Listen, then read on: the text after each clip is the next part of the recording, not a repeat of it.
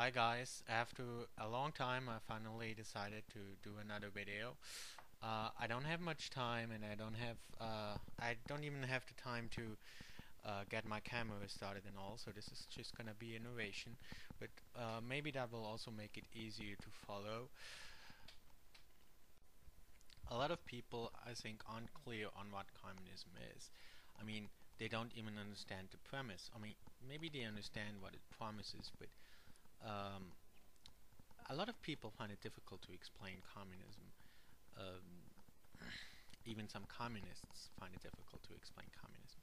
So we'll make it an effort now to just explain communism uh, as fast and simple and neutral as it is possible for me. And now when I say it's neutral, I'm saying it's as neutral as it is possible for me because I am not neutral. So there cannot be a video that is neutral, that is about communism from a neutral perspective. That is impossible. But if there would be a video that would be as neutral as can be, then maybe it would be this video. But this video still isn't neutral. Why? And why isn't it possible to have to explain about communism from a neutral perspective?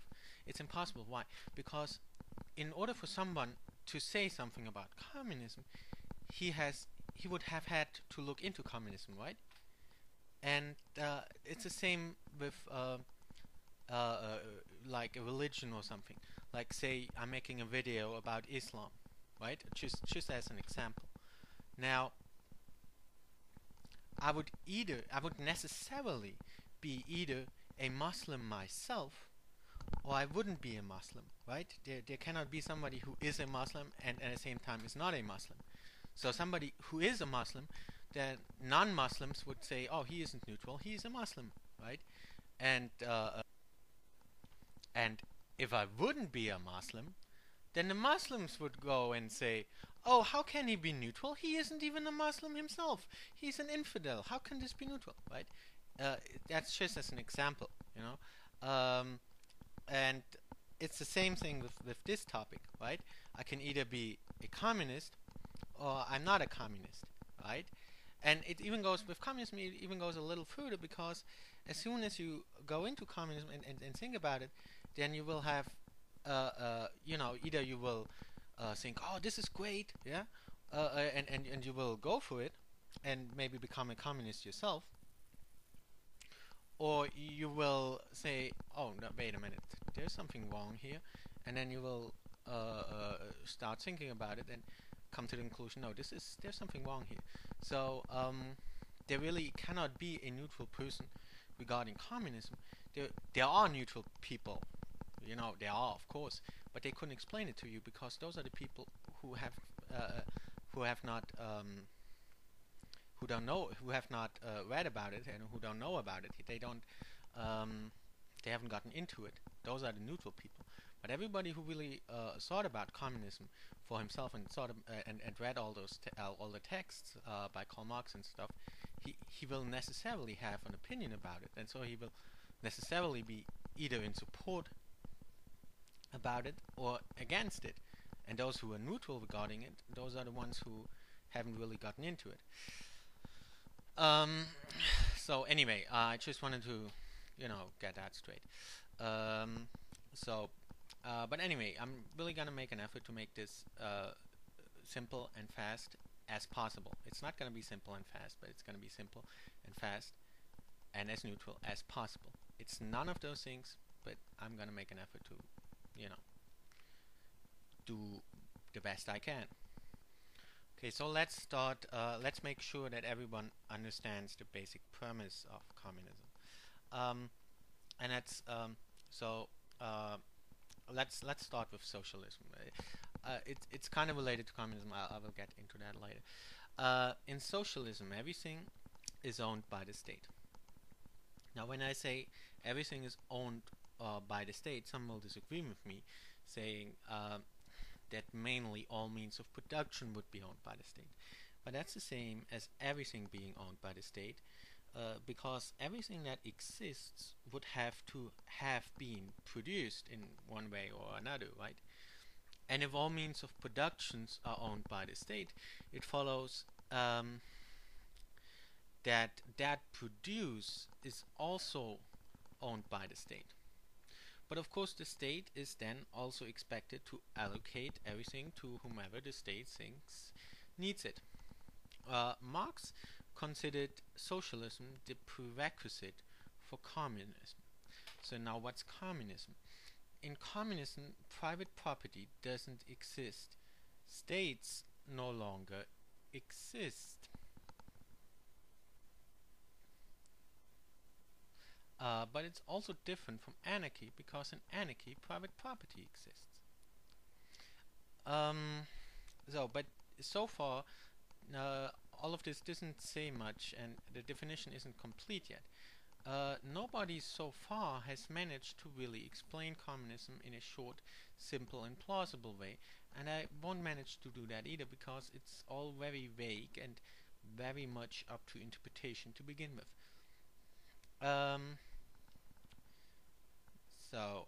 You should see a quote now, another quote now. And now this quote just now is important because it has been mistranslated in English into forcible overthrow, and the name of the short little pamphlet has been mistranslated as Communist Manifesto. But what I gave you just now is the correct translation from German, because Karl Marx was German, obviously. The basic premise of communism is that in communism, all things that make up a traditional society have been violently abolished on the entire earth.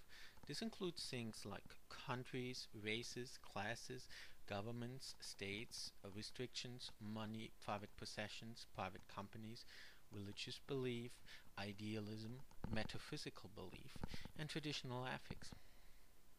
At least they don't exist in a traditional sense, as all of that is deemed as bad. Instead, everybody is simply equal and free, which is deemed as the best and most desirable. And according to communists, one can only be free and equal if the aforementioned things have been violently abolished. Normally, this would result in a heinous crime rate, but communists believe that crime and all evil is due to the aforementioned social structures. Also, normally this would result in anarchy, but communism isn't anarchy. The definition I gave just now could be similar to the definition of anarchy if, for example, no governments, etc. exist. But I didn't say that they don't exist at all. I said that no traditional form of them exist. Instead, they are probably expected to be replaced with communist forms of it. But this is only indicated, not specified.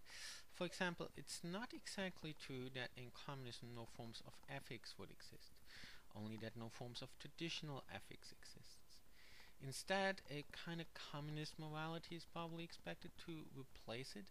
The same goes for all the other things, as all traditional forms of a society are to be violently abolished and to be gradually replaced with communist forms of it. That is basically the whole definition of communism. It isn't much more than that. Now, you might still have questions like, what are those communist forms that are expected to replace the old forms of society like? And the truth is, well, I don't know. Nobody really knows, because that has never been uniformly defined by communists. I don't think Marx deemed it important to clearly define those things. Instead, he probably expected people to come up with their own definitions of it based on his writings.